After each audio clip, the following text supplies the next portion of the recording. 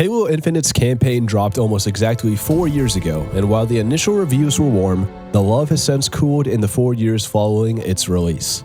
From a gameplay standpoint, Infinite feels hollow, and not because the core loop is bad. It's because the game doesn't fully commit to either being a traditional Halo campaign or a true open world.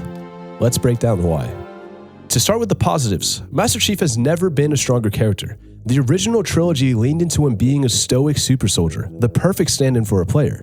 In contrast, 343's games have all given Chief levels of agency, and technically, from a story writing perspective, that does make him a stronger character.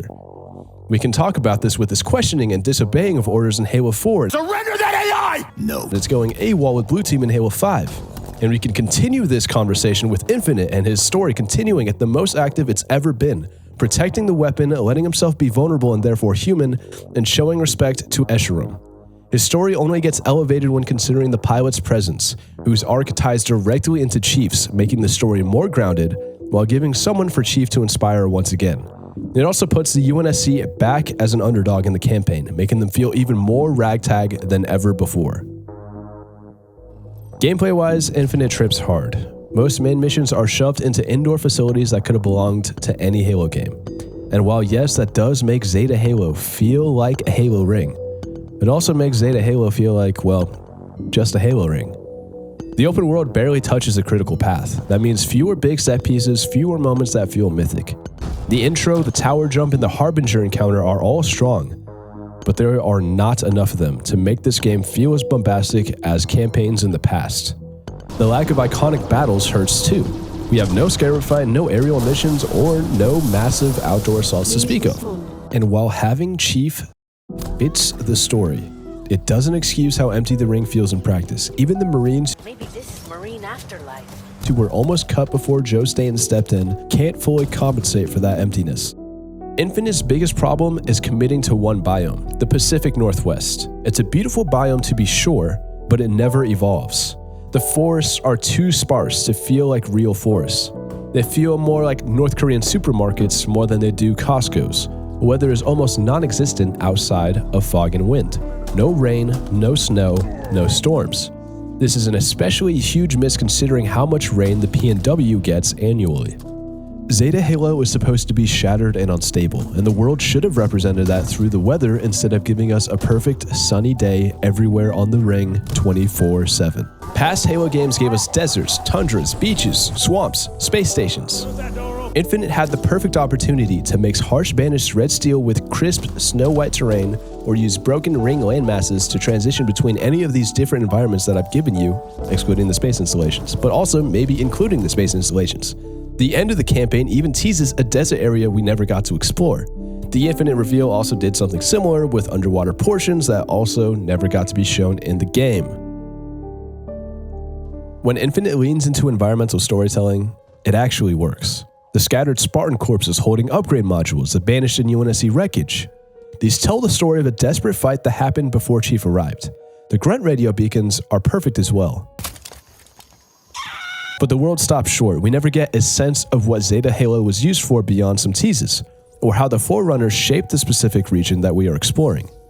There's almost no evidence of civilian or UNSC life besides some destroyed outposts. More Warthog skeletons, more downed Pelicans, more ruined bases, anything to sell that humanity fought hard before Chief woke up. If Spartans get their upgrade module death markers, Marines deserve the same level of respect. Infinite actually has some cool points of interest. The crashed Infinity sections, the massive Forerunner spires, ancient ruins, the Guardian Corpse. But 90% of these places only look cool. There's nothing to interact with, no lore to learn, no puzzles, no NPCs, no missions tied to them. Worse, many POIs are just banished outposts, so your first instinct is simply clear enemies, move on. The map barely has friendly locations outside of FOBs, and every FOB is literally just a copy-paste platform with no personality. There's no home base, no fortified UNSC refuge, no evolving camp of survivors. In a game about reclaiming a ring, you never actually get to be part of rebuilding anything. Yes, Infinite wants to sell the desperation of the UNSC, but even Halo 5 of all games did a better job giving you safe zones and actual non-combat storytelling beats. Infinite has no real NPC population. No individuals, no named survivors, no engineers, medics, mechanics, refugees, or scientists. just Marines who immediately follow you and banished who immediately try to kill you. Open worlds thrive on life. Fallout, Skyrim, even Far Cry, every one of them has people just existing. Vendors, chatter, routines, something. Infinite instead turns every zone into a shooting range which breaks immersion hard. You never feel like you're stepping into a living ecosystem. You feel like you're loading into an arena. This also hurts the broader Halo universe. We see nothing about Blue Team, Fireteam Osiris, or the Infinity crew. Instead, that lore leaks out through books and audio logs. Infinite had room for side arcs, investigating Locke's fate, searching for missing Spartans, tracking the Infinity's evacuation points. But none of that becomes gameplay. Infinite technically has side content, but it's all variations of the same 3 missions. 1. Kill a target, 2. Rescue Marines, 3. Capture a base. All one and done. No progression, no multi-stage lines, no narrative consequences. Even simple multi-phase missions, scouting, supply gathering, fortifying FOBs would have added some depth to the game that it sorely needed. Imagine taking a basic platform FOB and slowly building it into a multi-story stronghold with UNSC survivors. It wouldn't have been complex, it just needed something to give presence to the world. Not only this, but this would have been a wonderful time to show or give Chief some room to grow as a character. The highest rank John could achieve in the UNSC was being Master Chief. So how cool would it have been to see this man so completely out of his element in leading something beyond just a fire team? It would be one of the few times where you could have seen Chief be bad at something and struggle to become good at it. Infinite had the framework, it just stopped short of doing anything with it. The grappling hook is incredible. Honestly, maybe too incredible. It makes almost every vehicle unnecessary outside of the Wasp. And that's because the Wasp can fly. Why fight the terrain when you can Spider-Man your way across the map? The only way to balance something that strong is to make the environment denser or more vertical so that way there's actually a reason for it to be there in the first place. But Infinite doesn't do any of these things. Driving also loses its charm because the world is too empty.